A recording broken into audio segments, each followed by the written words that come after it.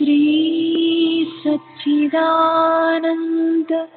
सद्गुरु साईनाथ महाराज की जय। सद्गुरु श्री साईनाथुनि शरद बाबू जी की जय।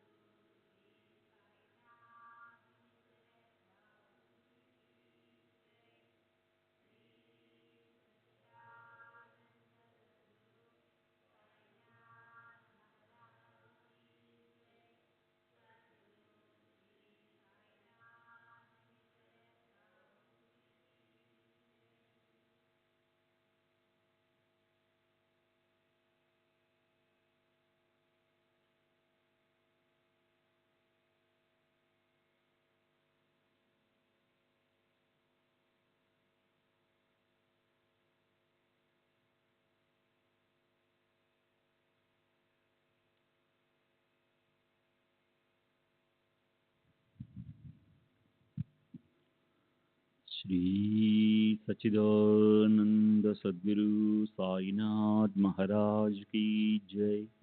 सद्गुरु श्री साईनाथ शरद बाबू जी की जय। శ్రీ సాయి భక్త అనుభవ సంహిత భయ్యాజీ పాటిల్ నిన్నటి తర్వాయి. బాబా సశరీరులుగా ఉన్న చివరి 14 సంవత్సరాలలో ప్రతిదినం నాకు 4 రూపాయలు ఇచ్చేవారు. వారు మహాసమాధి చెందిన రోజు కూడా నాకు 4 రూపాయలు ఇచ్చారు. ఆ డబ్బును ఎలా ఉపయోగించాలో ఒకసారి బాబానే నాకు స్వయంగా చెబుతూ కానుకగా కానీ అరువుగా కానీ ఎవరికి ఇవ్వవద్దు అన్నారు. ఇంకా ఈ డబ్బులను తినేయకు, ఎవరికి ఇచ్చేయకు అన్నారు. అందువలన ఆ డబ్బును పొలాలు కొనడానికి ఉపయోగించదలిచి వారు ఇచ్చిన డబ్బుతో 84 ఎకరాల భూమిని కొన్నాను. నాకు అంతకు ముందే 10-11 ఎకరాల భూమి ఉంది. బాబా తమ కాలజ్ఞానంతో ఎన్నోసార్లు నాకు సహాయపడ్డారు. షిరిడిలోని ఇతర రైతుల వలె నేను కూడా నా పొలంలో చెరకు పంట వేయాలని ఆశపడ్డాను. చెరకు పంట వేయాలని ఎంతో ఆశపడ్డాను. బాబా చెరకు వేయవద్దని ఆదేశించారు. కానీ చెరకు సాగు పట్ల నాకున్న ఆకర్షణ వారి ఆజ్ఞను మీరేటట్టు చేసింది. ఫలితంగా మామూలుగా మెట్ట పైర్లు వేసుకుంటే వచ్చే రాబడి పోవడమే కాకుండా చెరుకు నాటినందుకైనా 300 రూపాయలు కూడా నష్టం వచ్చింది. 1913లో మా నాన్న ఎప్పట్లాగా గుర్రంపై బయటికి వెళ్ళాడు. కానీ వచ్చేటప్పుడు పక్షవాతానికి గురయ్యాడు. అప్పటికి ఆయన వయసు 70 సంవత్సరాల పైనే ఉంటుంది. ఆయనను బ్రతికించుకోవడానికి నేను మసీదుకి వెళ్ళి బాబాను ఊది అడిగాను. కానీ బాబా, నేను ఊది ఇవ్వను, అల్లా మాలిక్ హై అన్నారు. నేను ఏడ్చాను. ఇది జరిగిన 3వ రోజు ఆదివారం కార్తీక శుద్ధ ఏకాదశి పర్వదినం నాడు మా నాన్న చనిపోయాడు. మరుసటి రోజు నేను ఎప్పటిలాగే మసీదుకి వెళ్ళి బాబా కాళ్ళు మర్దన చేయసాగాను. నాకు భీముడంత బలముందని గర్వపడుతూ ఉండేవాడిని. కనుక మర్దన పూర్తి చేసిన తర్వాత వారిని ఎత్తుకొని దుని దగ్గర కూర్చోబెట్టేందుకు ప్రయత్నించాను. అంతకుముందు చాలాసార్లు అలా చేసి ఉన్నాను. కానీ ఆ రోజు వారిని కొద్దిగా కూడా లేపలేకపోయాను. బాబా నా వైపు చూసి పకపక నవ్వారు. నా గర్వం అణిగిపోయింది. ఆ రోజు ద్వాదశి. బాబా ఆ రోజు నాకు 2 విషయాలు నేర్పారు. మొదటిది గర్వం కూడదని, రెండవది మా నాన్న మరణాన్ని గురించి దుఃఖించవద్దని. బాబా, ఎందుకు దుఃఖిస్తావు? అతను అంటే నా తండ్రి 5 నెలల్లో తిరిగి వస్తాడని కూడా అన్నారు. అలాగే 5 నెలల తర్వాత నాకు ఒక అబ్బాయి పుట్టాడు. వాడికి ఇప్పుడు 22 సంవత్సరాల 8 నెలలు. బాబా సమాధి చెందే రోజు తమ చెంతనున్న కాకా దీక్షిత్ను అవతలకు పంపి చివరిసారిగా నాకు కొన్ని హితవాక్యాలను చెప్పారు. వాటిని రహస్యంగా ఉంచమన్నారు. ఈ విషయాన్ని ఎవరికైనా వెల్లడిస్తే నీవు మరణిస్తావు అన్నారు. తర్వాత, నేను వెళ్ళిపోతున్నాను, నన్ను వాడాకు తీసుకుని వెళ్ళు, బ్రాహ్మణులందరూ నాకు దగ్గరగా ఉంటారు అంటూ వారు తుది శ్వాస విడిచారు. అప్పుడు నానాసాహెబ్ నిమోన్కర్ వారి నోట్లో మంచి తీర్థం పోశాడు. కానీ నీళ్లు బయటకు వచ్చేశాయి. నేను వారి చెప్పుకొని క్రింద చేతిని బట్టి బయటకు వచ్చే నీటిని పట్టాను.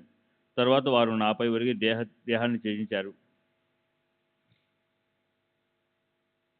బాబా సమాధి చెందిన తర్వాత ఎన్నో సమస్యలు ఉత్పన్నమయ్యాయి. ప్రభుత్వం వారు ఆస్తులన్నింటినీ స్వాధీనం చేసుకున్నారు. అంతేకాకుండా వారిని ఖననం చేసే విషయమై గ్రామస్తులు 2 పార్టీలుగా విడిపోయి విభేదించుకోసాగారు.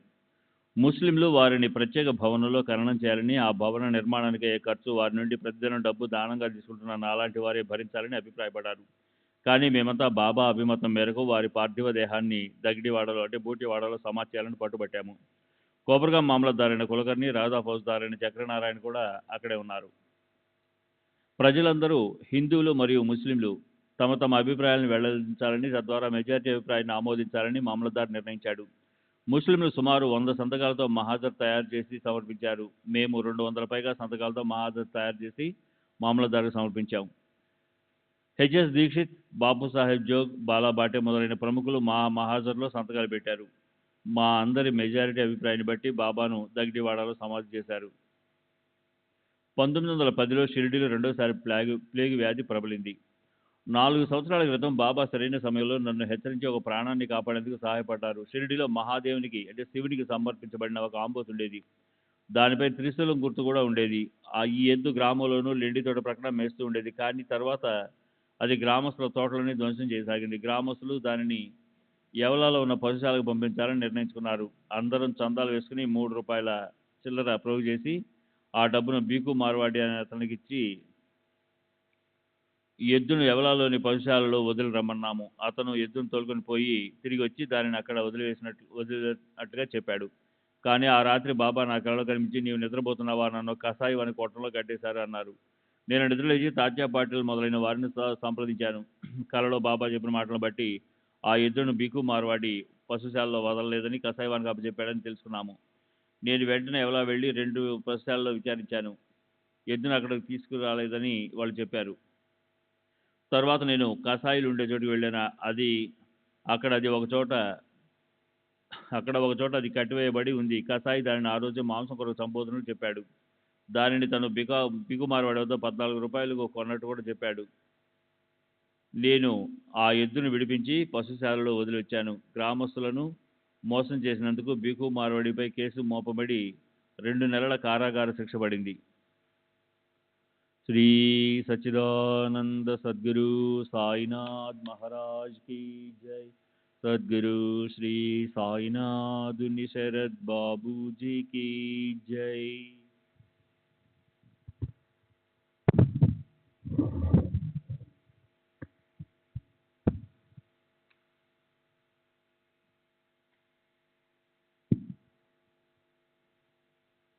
సెప్టెంబర్ 18వ తేదీ 1936 రామచంద్ర సీతారాం దేవ్ ఉరఫ్ బాలాబావ్ ఉరఫ్ బాలాభట్ భూస్వామి, వయసు సుమారు 60 సంవత్సరాలు, బ్రాహ్మణుడు, వర్సోవా రోడ్, అంధేరి.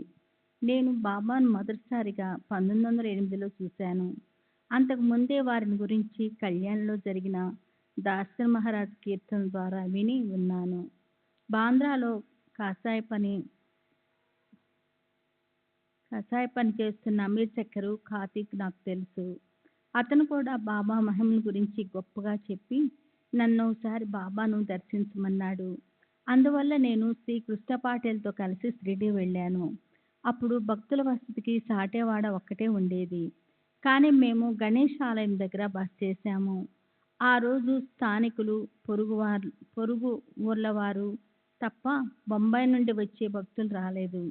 అసలు నేను అక్కల్కోట్ స్వామిని దర్శించేందుకు వెళ్ళాలని అనుకుంటుండగా అమీర్ చక్కర్ నాతో అక్కల్కోట్ వెళ్ళే దారిలోనే షిరిడీ ఉంది. కాబట్టి బాబాను దర్శించిన తర్వాత అక్కల్కోట్ వెళ్ళవచ్చని అని చెప్పాడు. అతడి మాట ప్రకారం నేను షిరిడీలో దిగాను. బాబాను ఒకసారి దర్శించి వెంటనే అక్కల్కోట్ వెళ్ళవచ్చునని తలిచాను. బాబాను దర్శించాను. బాబా నా వైపు చూసి నేను వెంటనే అక్కల్కోట్ వెళ్ళాలి అన్నారు. నా మనసులోని ఆలోచన గ్రహించిన బాబా శక్తికి ముక్తుడినై వారితో షిరిడీలో ఒకరోజు గడపదని నిశ్చయించాను. ఆ మహాత్ముని సన్నిధిలో లభించే ఆనందం కన్నా నేను మరేమీ ఆశించలేదు. అలాగే ఒకరోజు గడిపి మర్నాడు వారి అనుమతితో అక్కల్కోట్ వెళ్ళిపోయాను. నేను బాబా వైపు ఆకర్షింపబడి తరచూ షిరిడీ వెళ్ళేవాడిని. అందుకే ఆ సంవత్సరము దీపావళి షిరిడీకి వెళ్ళాను. అప్పుడు బొంబాయి నుండి వచ్చిన భక్తులు చాలామంది బాబా వద్దున్నారు. నాతో పాటు 5-6 మంది వచ్చారు. నేను రాత్రి 8 గంటల నుండి అర్ధరాత్రి వరకు మసీదులో బాబా వద్ద గడిపి మీరు నా గురువుగా ఉండి నాకేదైనా ఉపదేశం ఇవ్వమని వారిని ప్రార్థించాను. అప్పుడు బాబా, గురువు ఉండవలసిన అవసరం లేదు, అంతా మనలోని ఉంది. నీవు ఏ విత్తనం నాటుతావో అదే ఫలాన్ని పొందుతావు. నీవు ఎంత ఇస్తావో అంతే నీకు లభిస్తుంది. ఆపల్యా జబలాచ్ ఆహే అన్నారు. నిన్ను నువ్వు చూసుకో, అంతా నీలోనే ఉంది. నీ అంతరాత్మ ప్రబోధాన్ని ఆలకించు. అపన పహవా అంటే దానికి అనుగుణంగా నడుచుకో, అదే నీ గురువు. అపన్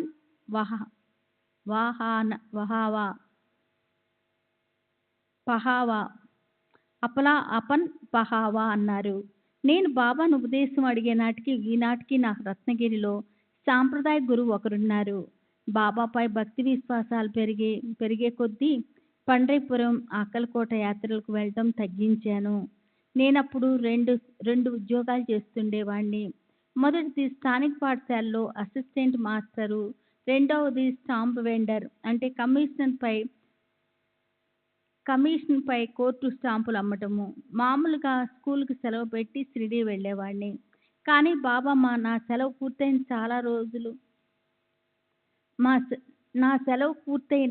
చాలా రోజుల వరకు నన్ను షిరిడీలోనూ ఉంచేవారు.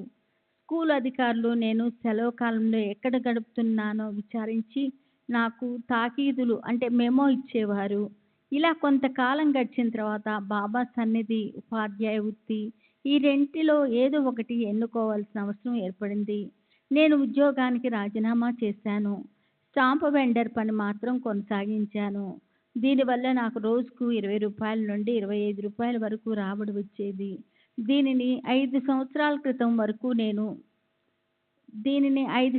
క్రితం వరకు చేసి తర్వాత నా కుమారునికి అప్పచెప్పాను. నేను ఉద్యోగానికి రాజీనామా చేసినప్పుడు నా వయసు 32 సంవత్సరాలు మాత్రమే. కానీ బాబా కృప వల్ల నా ఆర్థిక పరిస్థితి మెరుగ్గానే ఉండేది. బాబా సన్నిధిలో జరిగే ప్రతి శ్రీరామనవమికి నేను హాజరయ్యేవాడిని. బాబా సశరీరులుగా ఉన్నప్పుడు వారు స్వయంగా నాకు సూచనలు అందించేవారు. వారు సమాధి చెందిన తర్వాత వారి పటం ముందు చీటీలు వేసి ప్రార్థించడం ద్వారా వారి ఆదేశాలను తెలుసుకునేవాడిని. బాబా సశరీరులుగా ఉన్నప్పుడు ఒకసారి అంధేరిలో మేము నివసిస్తున్న ప్రాంతంలో ఒక భయానక దొంగతనం జరిగింది. దాంతో నేను చాలా భయపడ్డాను. దొంగలు తీవ్రంగా గాయపరిచిన ఆ ఇంటిలోని వారందరినీ నేను ఆసుపత్రిలో చూశాను. అటువంటి విపత్కర పరిస్థితి నా కుటుంబానికి రాకుండా కాపాడమని బాబాను ఆర్తిగా ప్రార్థించాను.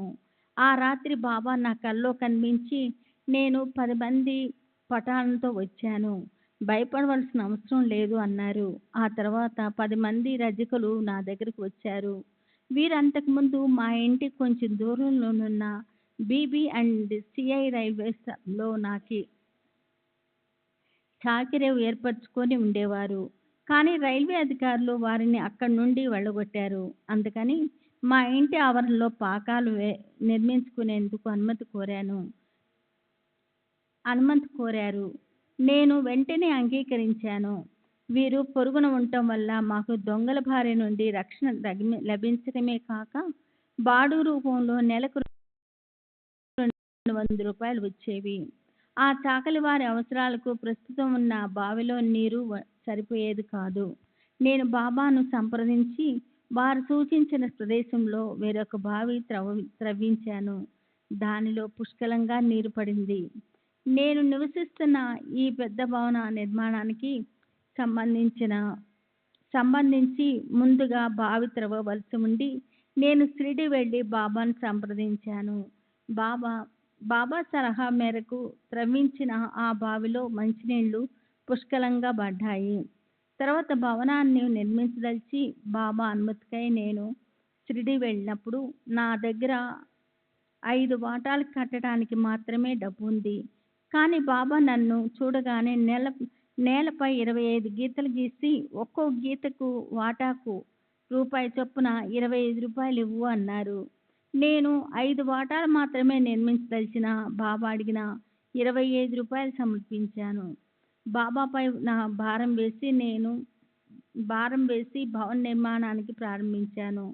నేను మొదట అనుకున్న ప్రకారము 5 వాటాలు పూర్తయిన తర్వాత ఒకదాని తర్వాత మరొకటి పెంచుకుంటూ పోయి 1920 నాటికి 25 వాటాల గృహ సముదాయం పూర్తయింది. ఇప్పటికీ 25 వాటాలే ఉన్నాయి. బాబా నేటికి సజీవంగా ఉన్నారన్నది నా అనుభవం. వారు ఇప్పటికీ నాకు మార్గం చూపుతున్నారు. నా వలె నా కుమారులకు కూడా బాబాపై అంత నమ్మకం ఉంది. శ్రీ సాయితో నా అనుభవాలన్నిటినీ కీర్తిశేషులు శ్రీ దాబోల్కర్ గారికి పంపడం జరిగింది. డిసెంబర్ 10వ తేదీ 1936 గడక్. డిఎం మూల్కే ఎంబీబీఎస్ వైద్య వృత్తి గడక్. 1915లో మా కుటుంబంలో ఒక బాధాకరమైన సంఘటన జరిగింది. 18 సంవత్సరాల మా అన్నగారి కుమారుడు ఉన్నట్టుండి క్రైస్తవ మతం పుచ్చుకున్నాడు. ప్రతిభావంతుడైన అతను BA ప్రథమ శ్రేణిలో ఉత్తీర్ణుడయ్యాడు. వాడి భవిష్యత్తుపై ఎన్నో ఆశలు పెట్టుకున్న మా అన్నయ్య హతాశుడయ్యాడు. దిగులుతో కృంగిపోయి మనశ్శాంతి కోల్పోయాడు. ఎవరెంత ఓదార్చినా ఫలితం లేకుండా పోయింది. కీర్తిశేషులు హరి సీతారాం దీక్షిత్ బాబాకు కుడి భుజం లాంటివాడు.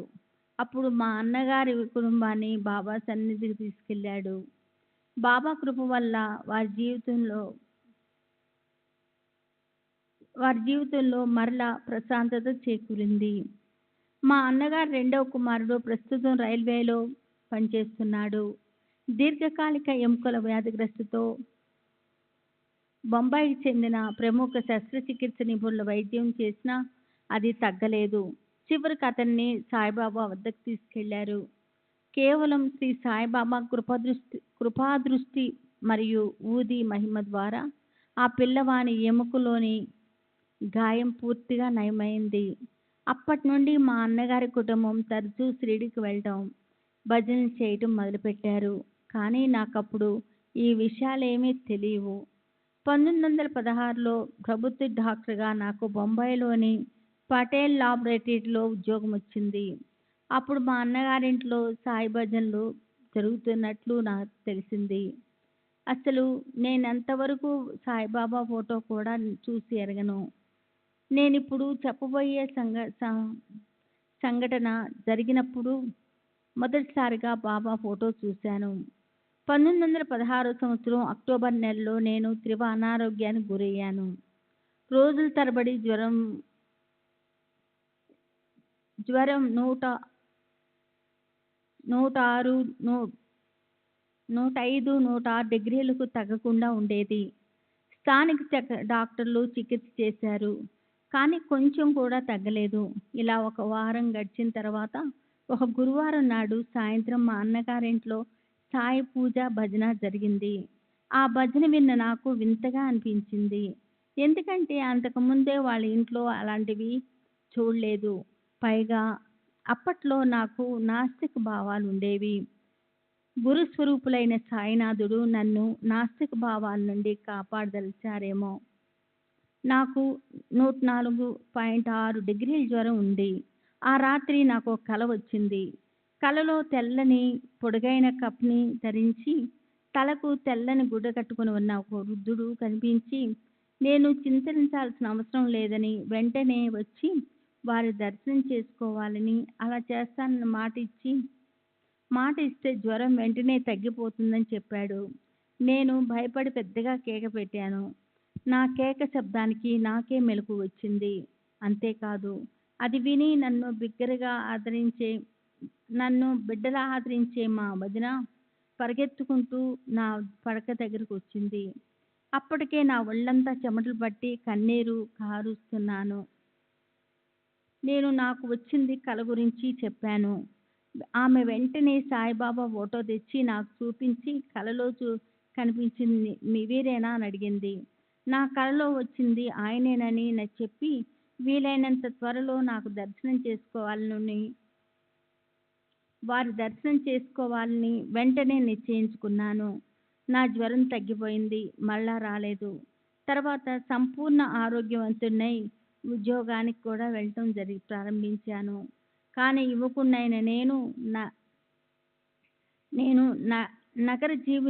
నగర జీవనంలోని వివిధ ఆకర్షణల వల్ల షిరిడీ వెళ్ళాలన్న విషయం పూర్తిగా మర్చిపోయాను. శ్రీ సచ్చిదానంద సద్గురు సాయినాథ్ మహారాజ్ కీ జై. సద్గురు శ్రీ సాయినాథుని శరత్ బాబూజీ కీ జై. సచ్చిదానంద సద్గురు సాయినాథ్ మహారాజ్ కీ జై. సద్గురు శ్రీ సాయినాథుని శరత్ బాబూజీ కీ జై. డిసెంబర్ 10వ తేదీ 1936 గడక్. డి.ఎం. ముల్గి ఎంబీబీఎస్ వైద్య వృత్తి, గడక్. 1915లో మా కుటుంబంలో ఒక బాధాకరమైన సంఘటన జరిగింది. 18 సంవత్సరముల మా అన్నగారి కుమారుడు ఉన్నట్లుండి క్రైస్తవ మతం పుచ్చుకున్నాడు. ప్రతిభావంతుడైన అతను BA ప్రథమ శ్రేణిలో ఉత్తీర్ణుడయ్యాడు. వాడి భవిష్యత్తుపై ఎన్నో ఆశలు పెట్టుకున్న మా అన్నయ్య హతాశుడయ్యాడు. దిగులుతో కృంగిపోయి మనశ్శాంతి కోల్పోయాడు. ఎవరెంత ఓదార్చినా ఫలితం లేకుండా పోయింది.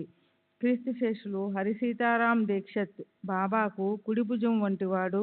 అప్పుడు మా అన్నగారి కుటుంబాన్ని బాబా సన్నిధికి తీసుకెళ్ళాడు. బాబా కృప వలన వారి జీవితంలో మరలా ప్రశాంతత చేకూరింది. మా అన్నగారి రెండవ కుమారుడు ప్రస్తుతం రైల్వేలో పనిచేస్తున్నాడు. దీర్ఘకాలిక ఎముకల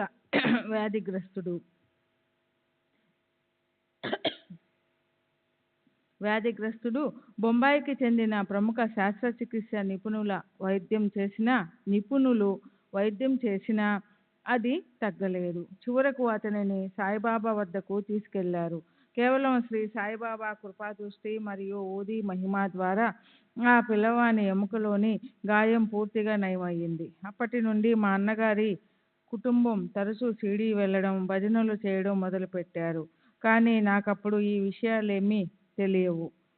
1916లో ప్రభుత్వ డాక్టర్గా నాకు బొంబాయిలోని పరేల్ ల్యాబొరేటరీలో ఉద్యోగం వచ్చింది. అప్పుడే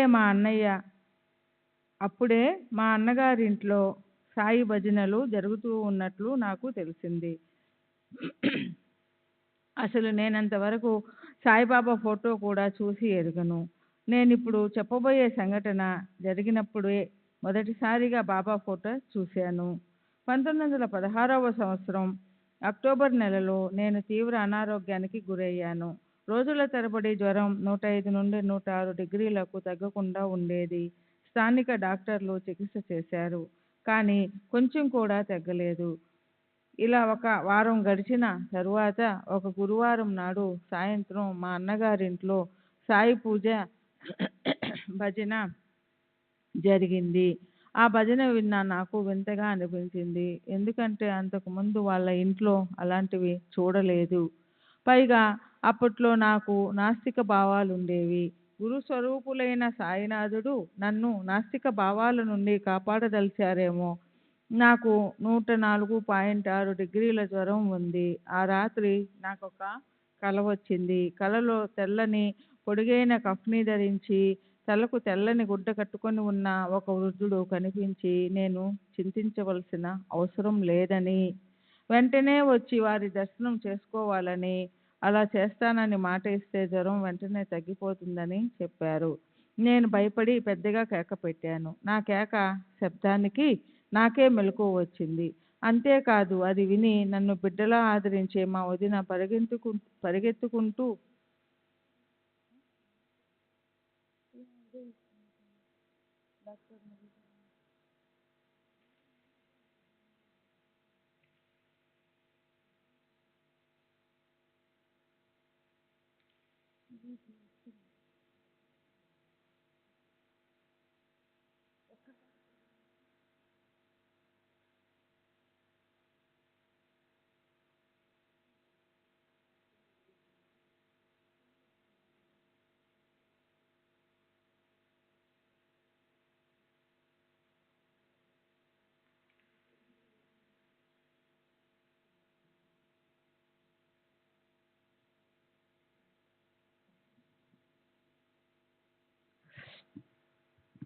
ఒళ్ళంతా చెమటలు పట్టి కన్నీరు కారుస్తున్నాను.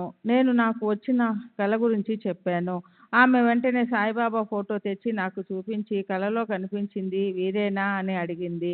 నా కలలో వచ్చింది ఆయనేనని చెప్పి వీలైనంత త్వరలో వారి దర్శనం చేసుకోవాలని వెంటనే నిర్ణయించుకున్నాను. నా జ్వరం తగ్గిపోయింది. మరలా రాలేదు. తర్వాత సంపూర్ణ ఆరోగ్యవంతుడైనై ఉద్యోగానికి కూడా వెళ్ళడం ప్రారంభించాను. కానీ యువకుడినైన నేను నగర జీవనంలోని వివిధ ఆకర్షణల వలన షిరిడీ వెళ్తున్న విషయం పూర్తిగా మర్చిపోయాను. అప్పట్లో నేను బొంబాయి నుండి పల్లె ప్రాంతాలకు బదిలీ చేయించుకోవడానికి గట్టిగా ప్రయత్నించాను. కానీ నా ప్రయత్నాలు ఏవీ ఫలించలేదు. అందువల్ల నేను బొంబాయిలోనే కొనసాగాను. 1917 ఫిబ్రవరిలో సాయి మహారాజు బాబా నా కలను, నేను వాగ్దానాన్ని నెరవేర్చకపోవడాన్ని ఈ విధంగా గుర్తు చేయదలిచారు. నాకు నాసిక్ జిల్లాలోనున్న మాలేగాం అనే ఊరికి బదిలీ అయ్యింది.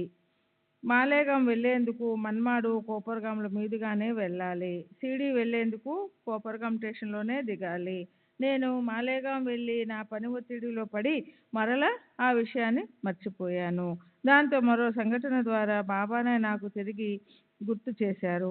మాలేగాంలో నేనొక ప్రసవ సంబంధమైన శస్త్రచికిత్స చేస్తున్నప్పుడు ఆ స్త్రీ గర్భంలోని ఒక భాగం తాలూకా క్రుల్లిన ద్రవం నా ఎడమ కంట్లో పడింది. నేనప్పుడు దానిని గమనించలేదు. గమనించేటప్పటికే కన్ను బాగా వాచి విపరీతంగా బాధించసాగింది. నేను అక్కడ ఒంటరిగా ఉన్నాను. అంతకు ముందు ఎన్నడూ ప్రార్థించని విధంగా ఆర్తితో బాబాను ప్రార్థించాను. మరలా నా అపరాధానికి శిక్షించక దయతో నా ప్రార్థన మన్నించారు. తమ భక్తులు ఎంత చండాలులైనా వాళ్ళు కష్టాలు అనుభవించడం బాబా సహించలేరని అప్పటి నుండి నాకు దృఢ విశ్వాసం ఏర్పడింది. అహంకారం లేని నిష్కల్మష భక్తినే బాబా కోరుకునేది. నాసిక్లోనున్న సివిల్ సర్జన్ నా కన్ను పోవచ్చన్న అభిప్రాయాన్ని వెళ్ళబుచ్చాడు. కానీ బాబా కృప వలన వారం రోజులకు నా కన్ను బాగైపోయింది. అప్పుడు నా భార్య కూడా వచ్చి నాతోనే ఉంది. బాబా దర్శనం చేసుకోకుండా బొంబాయి తిరిగి వెళ్ళకూడదని మేము మొక్కుకున్నాము. 1 నెల తర్వాత ఉద్యోగరీత్యా నన్ను బొంబాయికి రమ్మని ఆదేశం వచ్చింది. ఇది నా మొక్కు తీర్చుకునేందుకు మంచి అవకాశంగా తోచింది. మేము మన్మాడు నుండి డోండు వెళ్ళే రైలు ఎక్కేందుకు వేకువజామున కాస్త ముందుగానే మన్మాడ్ స్టేషన్కు చేరుకున్నాము. నేను ప్లాట్ఫారంపై నడుస్తూ ఉండగా నాకు ఒక దేశస్థ బుకింగ్ క్లర్క్ తటస్థపడ్డాడు. మా సంభాషణలో మేము బాబా దర్శనానికి సిడి వెళ్తున్నట్లు అతనికి చెప్పాను. ఇది వినిన వెంటనే అతను బాబాపై తిట్ల వర్షం కురిపించాడు. బాబా నైతిక ప్రవర్తన కూడా మంచిది కాదని చెప్పాడు. దాంతో మేము సిడి ప్రయాణం మానుకొని వెంటనే తర్వాత రైలుకు బొంబాయి వెళ్ళిపోయాము. ఆ విషయం గుర్తుకు వచ్చినప్పుడల్లా ఈనాటికి నేను బాధపడుతూనే ఉంటాను. బొంబాయి వెళ్ళిన నెల రోజుల తర్వాత మా వదిన ప్రోద్బలంతో మేము సిడి బయలుదేరాము. ఈసారి కూడా కొన్ని అడ్డంకులు ఎదురయ్యాయి. కానీ వాటిని లెక్క చేయకుండా షిరిడి వెళ్ళి బాబాను దర్శించాము. నెల క్రితం మన్మాడు స్టేషన్లో బుకింగ్ గుమస్తా మాటలు విని మేము వెనుదిరిగి వెళ్ళిన విషయాన్ని బాబా ప్రస్తావించారు. మేము సిగ్గుతో తల వంచుకున్నాము. ఆ దుష్టుని మాటలు విన్నందుకు పశ్చాత్తాపపడ్డాను.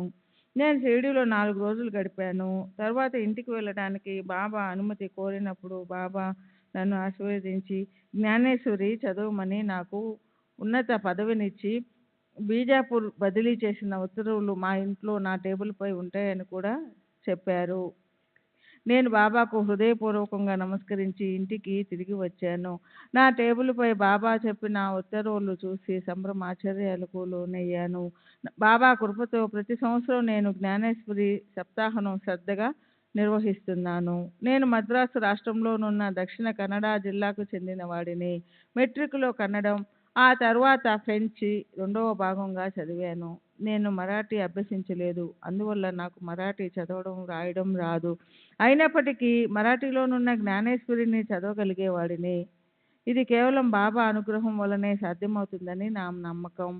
నేను బీజాపూర్లో నుండి యుద్ధభూమిలో సేవ చేయడానికి వెళ్ళాను. అక్కడ యుద్ధం ముగిసిన తర్వాత గడకు చేరాను. శ్రీ సాయిబాబా సర్వకాల సర్వావస్థల యందు మనపై తమ కృపా దృష్టి కురిపిస్తున్నప్పటికీ వారి కరుణను గుర్తించలేకపోవడం మన అవివేకం. నాకు ఎన్నో సమస్యలు ఎదురవుతున్నాయి, ఎన్నో ఎదురయ్యాయి, మరెన్నో ఎదురవుతాయి. కానీ వీటన్నిటి నుండి బాబా సదా నన్ను కాపాడుతూ ఉంటారని నా దృఢ విశ్వాసం. డిసెంబర్ 1వ తేదీ 1936 Shirdi. Nagesh Atmaram Sawant, police sub inspector, Bombay city police Maratha. వయసు 42 సంవత్సరములు. తండ్రి ఆత్మారాం సావంత్. 1922 డిసెంబర్లో సావంతవాడిలో సాయిలీలా మాసిక్ పత్రిక చదవడం ద్వారా నేను శ్రీ సాయిబాబాను గురించి తెలుసుకున్నాను. వారి లీలలు నన్ను అమితంగా ఆకర్షించాయి. 1923 డిసెంబర్లో నా తలపై బల్లి పడింది. అది ఎంతో అశుభ సూచకం. అప్పుడు నా భార్య గర్భవతి. ఆ సమయంలో ఆమె మాల్వన్ తాలూకా పెందూరులో ఉంది. నేను 1924 జనవరిలో ట్రైనింగ్ కొరకు నాసిక్లోని పోలీస్ స్కూల్లో చేరాను. ఆ చదువుపై నాకు అంత ఆసక్తి ఉండేది కాదు. నేనప్పుడు బాబా గురించి ఆలోచిస్తూ వారే కాపాడతారని నమ్మి బాబాను ప్రార్థిస్తూ ఉండేవాడిని. నా స్నేహితుడు పి దేవ్ నుండి బాబా ఫోటోను తెప్పించుకొని పూజించేవాడిని. నాసిక్లో జరిగిన శాఖాపరమైన పరీక్షలలో నేను ఉత్తీర్ణుని కాలేకపోయాను. పరీక్షలో ఫెయిల్ అయిన వారికి సబ్ ఇన్స్పెక్టర్ అయ్యే అవకాశం లేదు. అందువల్ల నేను తాత్కాలిక సబ్ ఇన్స్పెక్టర్గా 5 సంవత్సరాలు కొనసాగాను. మరలా నాసిక్ వెళ్లేందుకు నా ఆర్థిక పరిస్థితులు అనుకూలించకపోవడంతో నేను ఆ ప్రయత్నం కూడా చేయలేదు. పరీక్ష పాస్ అవ్వకుండానే బాబా నన్ను సబ్ ఇన్స్పెక్టర్ ఉద్యోగంలో ఖాయపరుస్తారని నేను పూర్తిగా నమ్మాను. 1924 నుండి నేను ప్రతి సంవత్సరం విజయదశమికి షిరిడి వెళ్ళి బాబా పుణ్యతిథి ఉత్సవాలలో పాల్గొనేవాడిని. 1926 విజయదశమికి షిరిడి వెళ్ళాలని నిర్ణయించుకున్నాను. కానీ అది మొహరం మాసమైనందువల్ల సాధారణంగా సెలవు మంజూరు చేయరు. అప్పుడు బాబా నా కలలో కనిపించారు. కలలో వారు ఏదో కాగితంపై సంతకం పెడుతున్నట్లు కనిపించారు. నన్ను సెలవు కొరకు దరఖాస్తు పెట్టుకోమని బాబా ఉద్దేశంగా భావించి దరఖాస్తు పెట్టుకున్నాను. ఏ విధమైన ఇబ్బంది లేకుండా సెలవు లభించింది. 1929 ఫిబ్రవరిలో బొంబాయిలో హిందూ ముస్లిం అల్లర్లు జరిగాయి. నన్ను బందోబస్తు విధులకు పరేలను ప్రాంతంలో నియమించారు. నాకు హఠాత్తుగా జ్వరము, తలనొప్పి వచ్చాయి. అక్కడి పరిస్థితులు పరిశీలించడానికి ఒక ఐరోపా పోలీస్ ఆఫీసరు అతను మా విభాగానికి చెందినవాడు కాదు, అయినా వచ్చాడు. అతను నన్ను చూసి నీ ఆరోగ్యం సరిగా లేనట్లుంది అన్నాడు. అతను మా సూపరింటెండెంట్ వద్దకు వెళ్ళి నాకు మౌఖిక సెలవు మంజూరు చేయమని నా స్థానంలో అతను ఛార్జీ తీసుకున్నాడు. అప్పుడు సాయంత్రం 3:30 గంటలు అయి ఉంటుంది. నేను ఇంటికి వెళ్ళాను. నేను ప్రదేశాన్ని విడిచిన తర్వాత అదే చోట అల్లర్లు చెలరేగాయని, ఆ అల్లర్లలో ఆ ఐరోపా పోలీస్ ఆఫీసర్ను చంపేశారని 1 గంట తర్వాత నాకు తెలిసింది. నా అనారోగ్యం అలాగే ఉండడంతో నేను పోలీసు హాస్పిటల్లో చేరాను. వారు నన్ను పరీక్షించి నాకు టైఫాయిడ్ వచ్చినట్లుగా నిర్ధారించారు. ఆ జ్వరం 17 రోజుల వరకు తగ్గలేదు. తర్వాత ఒక రాత్రి నా కలలో నల్లని దుస్తులు ధరించి తలకు నల్లగుడ్డ కట్టుకున్న బలిష్ఠుడైన ఒక వ్యక్తి నన్ను ఈడ్చుకొని వెళ్ళసాగాడు. నేను బాబా బాబా అని అరవసాగాను. వెంటనే తెల్లని దుస్తులు ధరించిన తెల్లని వ్యక్తి వచ్చి ఆ నల్లని వ్యక్తితో పోట్లాడి నన్ను అతని బారి నుండి విడిపించాడు. నేను బాబా దత్తమహారాజు అంటూ అరిచాను. వెంటనే నేను పూజించే బాబా ఫోటో నుండి బాబా బయటకు వచ్చి నాకు దర్శనమిచ్చి అంతర్ధానమయ్యారు.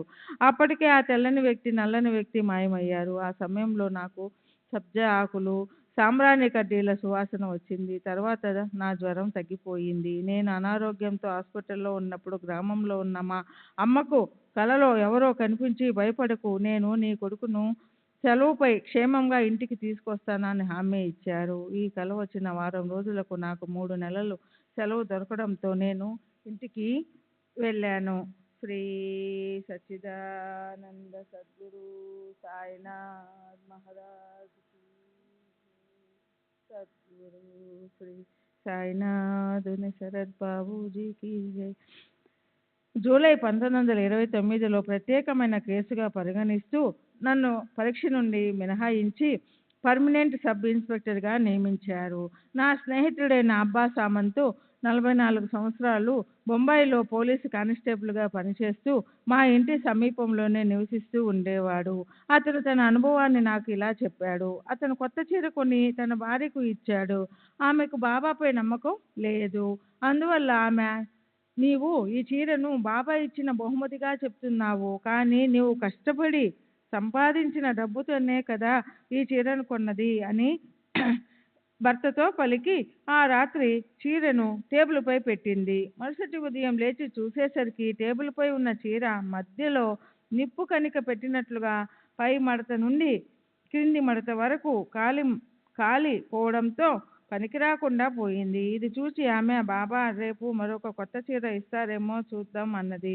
మరుసటి రోజు అనుకోని రీతిలో అబ్బా సామంత్కు కొంత డబ్బు వచ్చింది. ఆ డబ్బుతో మరొక కొత్త చీర కొని తన భార్యకు ఇచ్చాడు. శ్రీ సచ్చిదానంద సద్గురు సాయినాథ్ మహారాజ్ की जय. సద్గురు శ్రీ సాయినాథుని శరత్ బాబూజీ की जय. డిసెంబర్ 2వ తేదీ 1936 సాకోరి. శ్రీమతి కాశీబాయ్ హంసరాజ్, కీర్తిశేషులు హంసరాజ్ భార్య. వయస్సు సుమారు 45 సంవత్సరాలు. వణి సాకోరి. 20 సంవత్సరాల క్రితం అంటే డిసెంబర్ మార్గశిర 1916 ప్రాంతంలో నేను నా భర్త షిరిడి వెళ్ళాము. అప్పటికి కొద్ది రోజులు ముందే రాధాకృష్ణాయి మరణించింది. మేము షిరిడీలో 6 నెలలు ఉన్నాము. నాసిక్కు చెందిన నరసింహ మహారాజ్ నా భర్త దేహాన్ని దుష్టశక్తి ఒకటి ఆవహించిందని, అది మాకు సంతానం కలగకుండా చేస్తుందని చెప్పారు.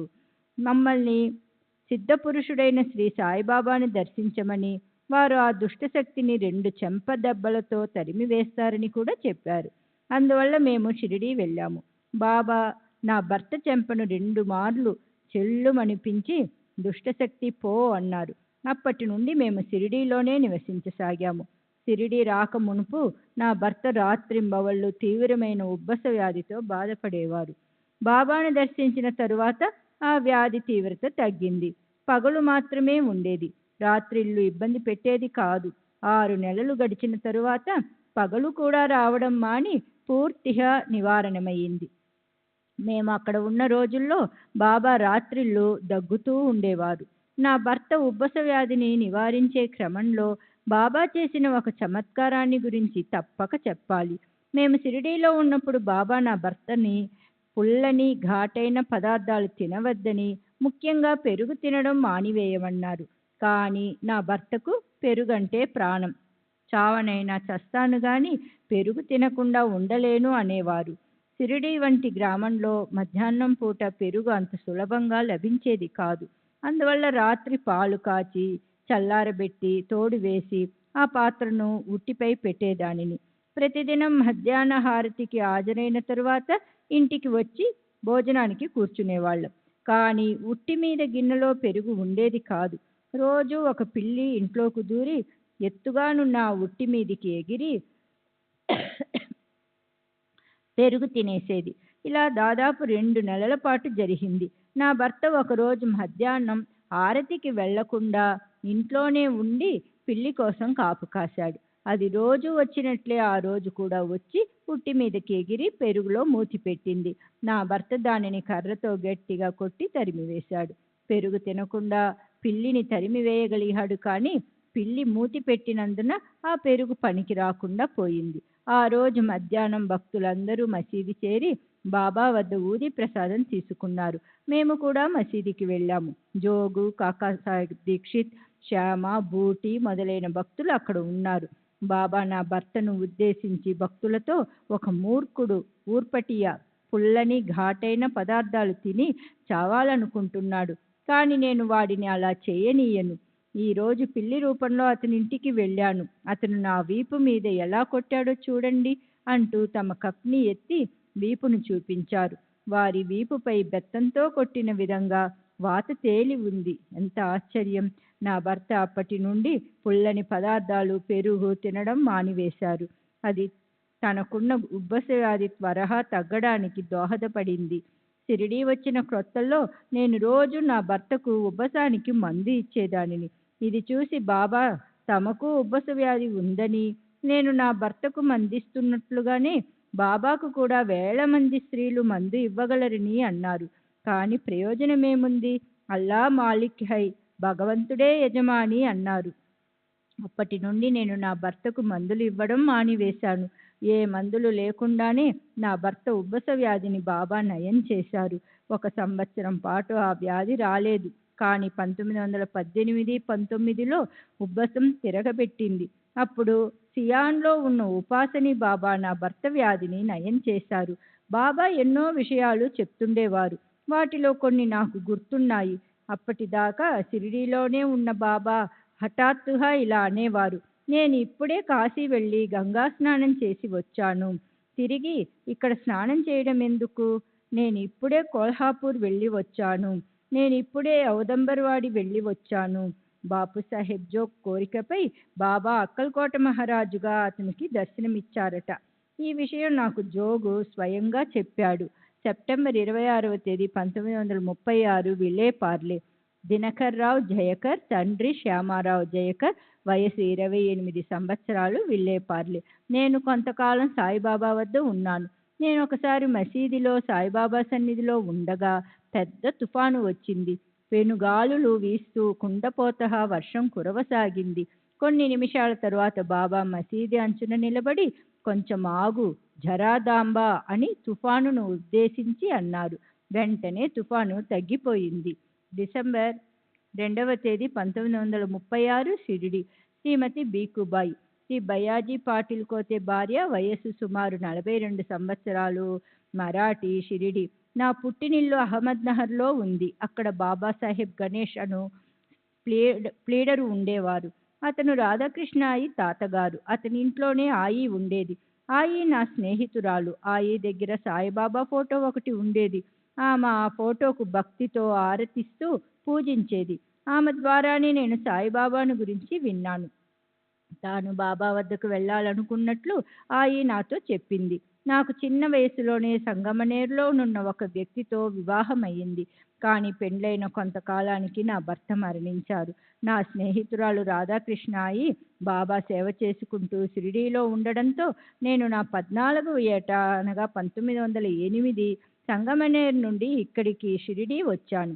మంజార్గాంకు చెందిన గంగహీర్ మహారాజు వాడాకు సమీపంలోనున్న చింత చెట్టు క్రింద పెద్ద ఎత్తున నామ సప్తాహం నిర్వహించారు. ఆ సప్తాహానికి ప్రతిరోజు ఎంతోమంది యాత్రికులు హాజరయ్యేవారు. ఈ యాత్రికులలో సంగమనేరుకు చెందిన భక్త బృందం ఒకటి ఉంది. వారు తిరిగి వచ్చేటప్పుడు నా స్నేహితురాలు రాధాకృష్ణాయి పంపిన బాబా ఫోటో, బర్ఫీ ప్రసాదం తెచ్చి ఇచ్చారు. ఆమె నన్ను షిరిడీకి వచ్చి ఉండమని ఆహ్వానించినట్లు కూడా చెప్పారు. ఆమె ఆహ్వానం మేరకు నా ఆస్తిని, బంగారు నగలను వదిలేసి షిరిడీ వెళ్ళి బాబాను దర్శించాను. బాబా నన్ను ఆయితో ఉండి సేవ చేసుకోమని ఆదేశించారు. నా భర్త యుద్ధంలో మరణించినందువలన నాకు నెలకు రూ. 6 వంతున పింఛను వస్తుంది. 1916 సంవత్సరం ఆఖరులో, అంటే ఆయి చనిపోయిన 2 నెలల తరువాత నేను పింఛను తెచ్చుకోవడానికి అహ్మద్నగర్ వెళ్ళాను. పింఛను తీసుకుని తిరిగి వస్తూ బాబాకు సమర్పించడానికి ఒక పూలమాల, పేడాలు, పుచ్చకాయ కొని కోపర్గాంలోని గోదావరి తీరానికి చేరాను. నా స్నేహితురాలు ఆయిని అక్కడే దహనం చేసిన విషయం గుర్తుకొచ్చి నా మనసు వికలమైంది. తరువాత షిరిడీ చేరి మసీదుకెళ్ళాను. పూలమాలను బాబా మెడలో వేయడానికి ముందుకు వెళ్ళగా అశాంత చిత్తంతో తెచ్చిన ఆ పూలమాల నాకు అక్కర్లేదు, తలాలా హర్మలా నకో అంటూ బాబా దానిని నిరాకరించారు. నేను ఎంతో కష్టపడి అహ్మద్నగర్ నుండి ఆ పూలమాలను తెచ్చినందువల్ల దానిని స్వీకరించమని దీక్షిత్ కూడా బాబాను ప్రార్థించాడు. అప్పుడు నేను ముందుకెళ్ళి పూలమాలను బాబా మెడలో వేయడానికి చేతులు 2 పైకెత్తాను. చిత్రంగా పూలమాల 3 ముక్కలయ్యింది. ఒక చేతిలో ఒక ముక్క, రెండవ చేతిలో మరో ముక్క మిగిలిపోయి 3వ ముక్క క్రింద పడిపోయింది. అది ఎలా తెగిందో నాకు అర్థం కాలేదు. తిరిగి బాబా నాకు అక్కర్లేదు అన్నారు. తరువాత నేను తెచ్చిన పేడాలు, పుచ్చకాయ ముక్కలు వారి ముందు ఉంచాను. బాబా వాటిని తీసుకుని భక్తులందరికీ పంచారు. నేను ఒక పుచ్చకాయ ముక్క తీసుకుని దాని చెక్కు తీసి వారికిచ్చి తినమని ప్రార్థించాను. దీక్షిత్ కూడా తినమని ప్రార్థించాడు. బాబా ఈమె గోదావరి ఒడ్డున కూర్చుని విలపిస్తూ కన్నీరు కార్చింది. హృదయ వేదనతో తెచ్చిన వీటిని నేను స్వీకరించను అన్నారు. నేను గోదావరి తీరంలో ఏడుస్తూ తమ భక్తురాలిని అంతటి హేయమైన చావు నుండి కాపాడలేకపోయారని బాబాను నిందించిన విషయం వాస్తవమే. బాబాకు నా హృదయ వేదన తెలిసినందువల్లనే నేను తెచ్చిన వాటిని స్వీకరించలేదు. బాబా ప్రతిరోజు మధ్యాహ్నం భోజనం చేసే సమయంలో నాకు ఒక గిన్నె నిండా ఆహారం ఇచ్చేవారు. నేను ఆ ప్రసాదాన్ని ఇంటికి తీసుకువెళ్ళేదాన్ని. బాబా మహాసమాధి చెందిన రోజు నేను దిక్కులేని దానిని అయ్యానన్న బాధతో హృదయ విదారకంగా విలపించాను. బాబా మిమ్మల్ని ఇక చూడలేను కదా అని దుఃఖిస్తూ బయటకు వచ్చాను. అప్పుడు రాత్రి 10 గంటలు అయి ఉంటుంది. ఇంటి వాకిలి వద్ద ఒక పాము కనిపించింది. బాబానే పాము రూపంలో దర్శనమిచ్చారని తలచి, బాబా మిమ్మల్ని ఈ సర్పరూపంలో గుర్తించలేను, నాకు తెలిసింది మీ సాయిబాబా రూపం మాత్రమే అన్నాను. పాము అదృశ్యమయ్యింది. డిసెంబర్ 3వ తేదీ 1936 షిరిడి. ఒక గుమాస్తా, వయస్సు 44 సంవత్సరాలు, పార్సీ, బొంబాయి ఆఫీసు. 1913లో ప్రథమంగా నేను షిరిడీలోని శ్రీ సాయిబాబా వద్దకు వెళ్ళాను. దానికి కారణం నా స్నేహితులు కొందరు షిరిడీలోనున్న సాయిబాబా ఒక్కరే నా సోదరుని పిచ్చిని నయం చేయగలరని చెప్పారు. ఎంతో మంది వైద్యులచే చికిత్స చేయించినా నయం కాకపోవడంతో స్నేహితుల సలహా మేరకు నేను నా సోదరుని తీసుకుని షిరిడీకి వెళ్ళాను. అక్కడ కొన్ని రోజులున్న తరువాత అతని ఆరోగ్యం కొంచెం మెరుగైనట్లు అనిపించింది. మమ్మల్ని వెళ్ళి పొమ్మనడంతో బొంబాయి తిరిగి వచ్చాము. కానీ తిరిగి వచ్చిన తరువాత అంతకు ముందు కన్నా పిచ్చి అధికమయ్యింది. తల్లికి, ఇతర కుటుంబ సభ్యులకు ఎంతో ఇబ్బందిని కలుగజేశాడు. నేను అతని పరిస్థితి వివరిస్తూ బాబాకు జాబు రాశాను. బాబా అతనిని తీసుకుని తిరిగి షిరిడీ రమ్మని ఆదేశించారు. వారి ఆదేశం మేరకు అతనిని తీసుకుని షిరిడీ వెళ్ళాను. అక్కడ అమీదాస్ మెహతా సంరక్షణలో నా సోదరుని ఉంచి అతని ఖర్చులకు ప్రతి నెల 30 రూపాయలు పంపుతూ ఉండేవాడిని. అక్కడ నా సోదరుడు ప్రతిదినం ఆరతికి హాజరవుతూ బాబా ఊది తీర్థము సేవిస్తూ కొన్ని నెలలు గడిచిన తరువాత బాబా కృప వలన అతని పిచ్చి పూర్తిగా నయమై ఆరోగ్యవంతుడు అయ్యాడు. ఎన్ని రకాల మందులు ఎన్ని రోజులు వాడినా తగ్గని జబ్బు కేవలం బాబా కృపతో నయం కావడం అనేది ఒక అద్భుతం. అప్పటి నుండి మాకు బాబాపై ప్రగాఢ నమ్మకము, భక్తి ఏర్పడ్డాయి. నేను నా గదిలో వారి ఫోటో పెట్టుకుని పూజిస్తుండేవాడిని. నేను అందువలన ప్రాపంచిక ప్రయోజనాలను ఆశించి మాత్రమే అప్పుడప్పుడు షిరిడీకి వెళ్ళి బాబాను దర్శించేవాడిని.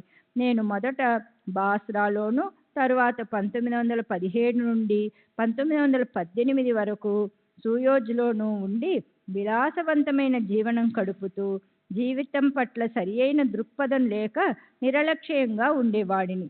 బాబా మహాసమాధి చెందిన తరువాతే ఉన్నత ఆధ్యాత్మిక జీవితం వైపు నా దృష్టి మరలింది.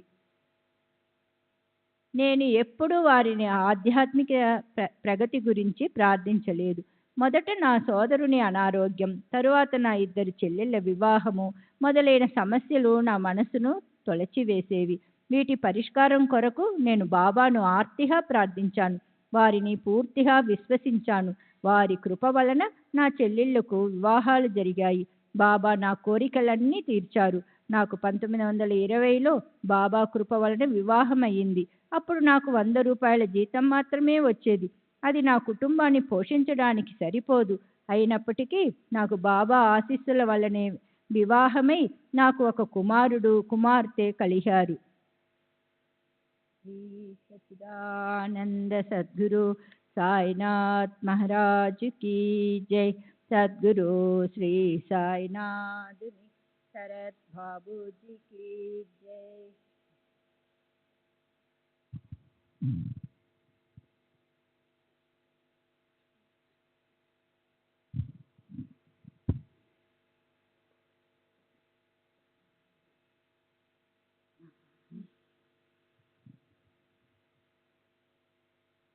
మా భార్యకు ఎప్పుడు అనారోగ్యంగా ఉండేది. నేను ఆమె ఆరోగ్యం కొరకు బాబాను ప్రార్థించేవాడిని. ఈ మధ్య ఒక నెల రోజుల ముందు మా భార్య పరిస్థితి ప్రమాద స్థితికి చేరింది.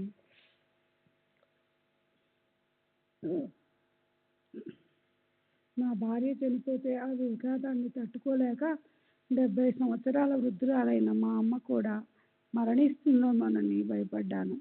అందువల్ల నా భార్యను బ్రతికించమని బాబాను తీవ్రంగా ప్రార్థించాను. బాబా సంకల్పానుసారం నా భార్య కోలుకుంది. కానీ వృద్ధాప్యం తప్ప ఏ అనారోగ్యము లేని మా అమ్మ అకస్మాత్తుగా డబుల్ న్యూమోనియాతో చనిపోయింది.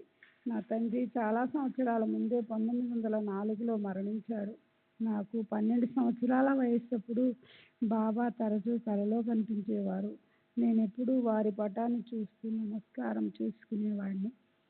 బాబా నా కలలో కనిపించారంటే అది నన్ను పట్టి పీడిస్తున్న ఏదో కీడును తొలగించటానికే, నాకు రాబోయే ప్రమాదాన్ని నివారించడానికో సూచన అని నా అభిప్రాయం.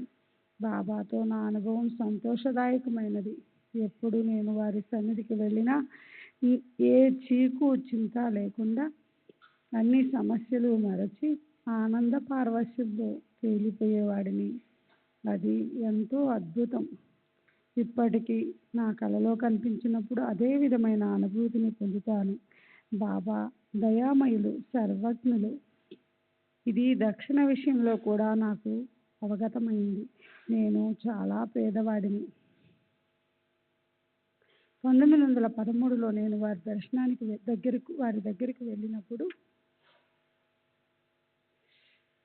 ఆ నెల జీతం 60 రూపాయలు.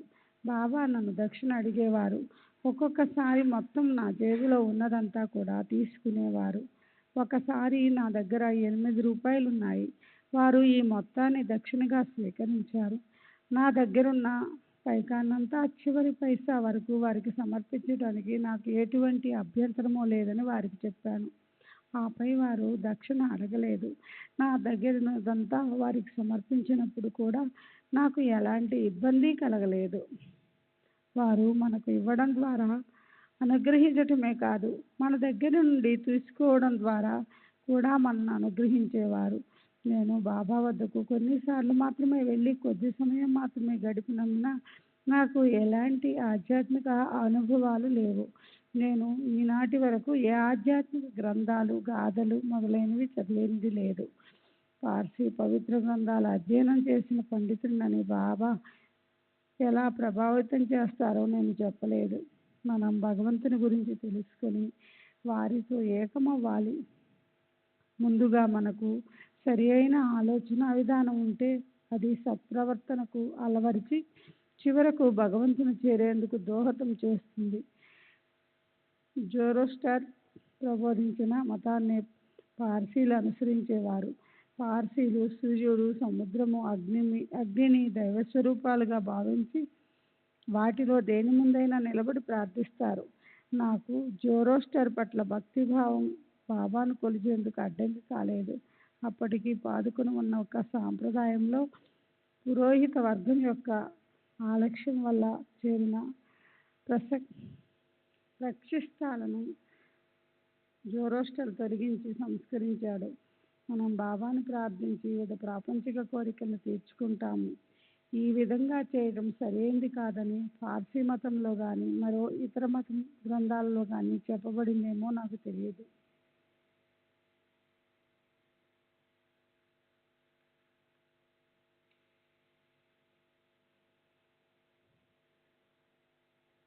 సెప్టెంబర్ 6వ తేదీ 1936 సోమనాథ్ శంకర దేశపాండే, పోలీస్ ఇన్స్పెక్టర్. తండ్రి శంకర్ ఉరఫ్ నానాసాహెబ్ నిమోన్కర్, వయస్సు 51 సంవత్సరములు, బ్రాహ్మణుడు, 376 శనివారపేట, పూనా. నేను నానాసాహెబ్ నిమోన్కర్ కుమారుణ్ణి. మా స్వస్థలమైన నిమోన్ షిర్డీకి 20 మైళ్ళ దూరంలో ఉండేది. నీమోన్ నుండి కోపరగాం వెళ్ళాలన్నా, కోపరగాం నుండి నీమోన్ వెళ్ళాలన్నా షిరిడీ మీదుగా వెళ్ళాలి. నీమోన్లో మాకు చాలా భూములున్నాయి. షిరిడీలో మా బంధువులు ఉన్నారు. శ్యామా తండ్రి బల్వంతరావు దేశపాండే నాకు తాతయ్య అవుతారు. ఆయనకు మా నాన్న అంటే అమితమైన ప్రేమ. బాబాను చూడాలని బల్వంతరావు ఎప్పుడు మసీదుకి వెళ్ళినా దూరం నుండే బాబా అతనిపై ఇటుకరాయి ఇచ్చేవారు లేదా విసురుతానని బెదిరించి తరిమి వేసేవారు. అలా బాబా జనులెవ్వరికీ తన మసీదులోనికి రానిచ్చేవారు కాదు. ఒకసారి బల్వంతరావు, సాయిబాబాను అందరూ నిన్ను పిచ్చి ఫకీరు అంటారు. నాకు అదే సందేహంగా ఉంది. నువ్వు నాతో వచ్చి వారిని చూసి నీ అభిప్రాయం చెప్పు అని మా నాన్నను బాబా వద్దకు తీసుకువెళ్ళాడు. మా నాన్న మసీదుకి వెళ్ళినప్పుడు మాత్రం బాబా రాళ్ళు రువ్వలేదు. దాంతో వాళ్ళు బాబా దగ్గరికి వెళ్ళి దర్శించుకోగలిగారు. బాబాను చూడడంతోనే మా నాన్న హృదయం ఆయన వల్ల ఆకర్షితమైంది. ఇంటికి తిరిగి వచ్చేటప్పుడు మా నాన్న బల్వంతరావుతో బాబా పిచ్చివాడు కాదని గొప్ప మహనీయులని చెప్పాడు. ఇంతకు మునుపు బాబా వద్దకు వెళ్ళినప్పుడు తరచూ వారు తనపై రాళ్ళు రువ్వేవారు కదా, మరి ఇప్పుడు ఎందుకు రువ్వలేదని బల్వంతరావు ఆశ్చర్యపోయాడు. అందుకు మా నాన్న, నీవు బాబాను పిచ్చివాడని సందేహించావు, అందుకే అలా జరిగింది. నేనలా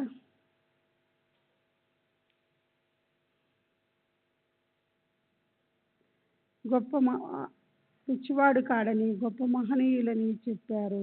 ఇంతకు మునుపు బాబా వద్దకు వెళ్ళినప్పుడు వారు తనపై రాళ్ళు రువ్వేవారు కదా, మరి ఇప్పుడు ఎందుకు రువ్వలేదని బల్వంతరావు ఆశ్చర్యపోయాడు. అందుకు మా నాన్న, నీవు బాబాకు పిచ్చివారని సందేహించావు, అందుకే అలా జరిగింది.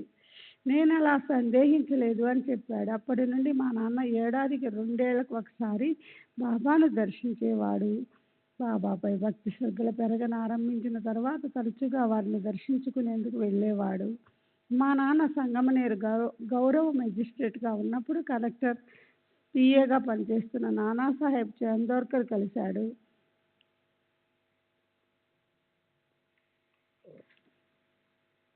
చందోర్కర్ సాయిబాబాను ఆరాధించేవాడు. వారిరువురు బాబాను గురించి మాట్లాడుకునేవారు. చాందోర్కరు మసీదును పునరుద్ధరించడానికి చందాలు వసూలు చేసినప్పుడు మా నాన్న కూడా తనకు చేతనైనంత చందా ఇవ్వడమే కాక మసీద్ పునర్నిర్మాణ కార్యక్రమాన్ని పర్యవేక్షించాడు.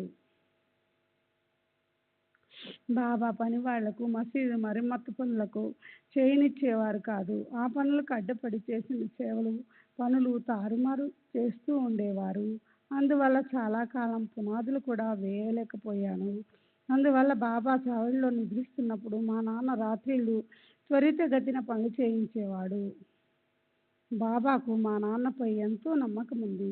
అందుకే 1916, 18 సంవత్సరాలలో మా నాన్న షిర్డీలో ఉన్నప్పుడు బాబా ఆయనను షరాబుగా బ్యాంకర్ చేశారు. బాబా తమకు వచ్చిన డబ్బును మా నాన్నకి ఇచ్చేవారు. అది చూసి మా నాన్నను మా నాన్నకు బాబా డబ్బు దానంగా ఇస్తున్నారని మాధవరావు కూడా త్వరపడ్డాడు. మా నాన్నకి ఎవరి వద్ద నుండి డబ్బు తీసుకోవాల్సిన అవసరం ఉండేది కాదు.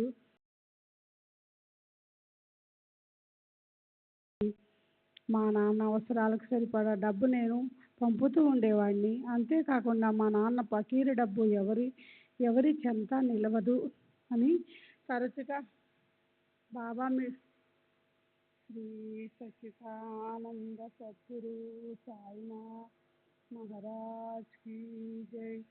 సద్గురు శ్రీ సాయినాథుని శరత్ బాబు జై.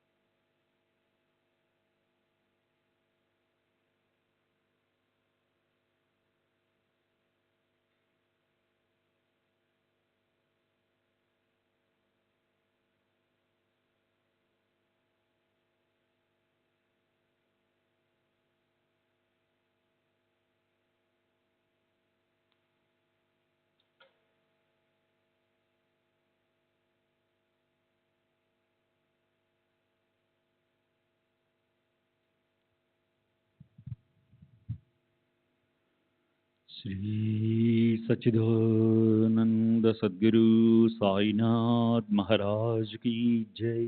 सद्गुरु श्री साईनाथ शरद बाबू जी की जय. साई रहम नजर करना, बच्चों का पालन करना. साई रहम नजर करना, बच्चों का पालन करना. जाना तुमने जगत पसार, सब ही झूठ जमाना. जाना तुमने जगत पसार, सब ही झूठ जमाना.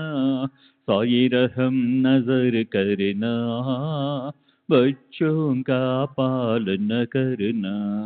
साई रहम नजर करना, बच्चों का पालन करना. मैं अंधा हूँ बंदा आपका, मुझसे पथ दिखलाना. मैं अंधा हूँ बंदा आपका, मुझसे पथ दिखलाना. साई रहम नजर करना, बच्चों का पालन करना. साई रहम नजर करना, बच्चों का पालन करना. दास गणों कहे अब क्या बोलूं, थक गई मेरी रसना. दास गणों कहे अब क्या बोलूं, थक गई मेरी रसना. साई रहम नजर करना, बच्चों का पालन करना. साई रहम नजर करना, बच्चों का पालन करना. रहमो नजर करो अब मोरे साई, तुम बिना नहीं मुझे माँ बाप भाई रहमो नजर करो मैं अंधा हूँ बंदा तुम्हारा मैं अंधा हूँ बंदा तुम्हारा मैं ना जानू मैं ना जानू मैं ना जानू इलाही रहमो नजर करो रहमो नजर करो अब मोरे साई तुम बिना नहीं मुझे माँ बाप भाई रहमो नजर करो काली जमाना मैंने गमाया काली जमाना मैंने गमाया साथी आखिर का साथी आखिर का साथी आखिर का तुम बिन कोई रहमो नजर करो रहमो नजर करो अब मोरे साई तुम बिना नहीं मुझे माँ बाप भाई रहमो नजर करो अपने मस्जिद का झाड़ू गड़ो है अपने मस्जिद का झाड़ू गड़ो है मालिक हमारे मालिक हमारे मालिक हमारे तुम बाबा साई रहमो नजर करो रहमो नजर करो अब मोरे साई तुम बिना नहीं मुझे माँ बाप भाई रहमो नजर करो। श्री सच्चिदानंद सद्गुरु साईनाथ महाराज की जय। सद्गुरु श्री साईनाथ निशरद बाबू जी की जय।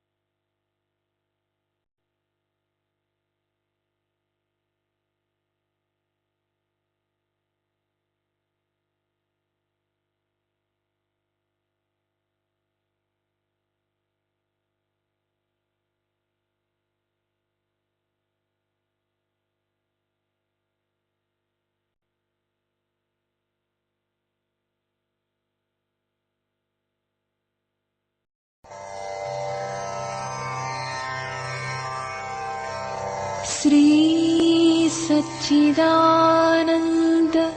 सद्गुरु साईनाथ महाराज की जय। सद्गुरु श्री साईनाथुनि शरद बाबू जी की जय।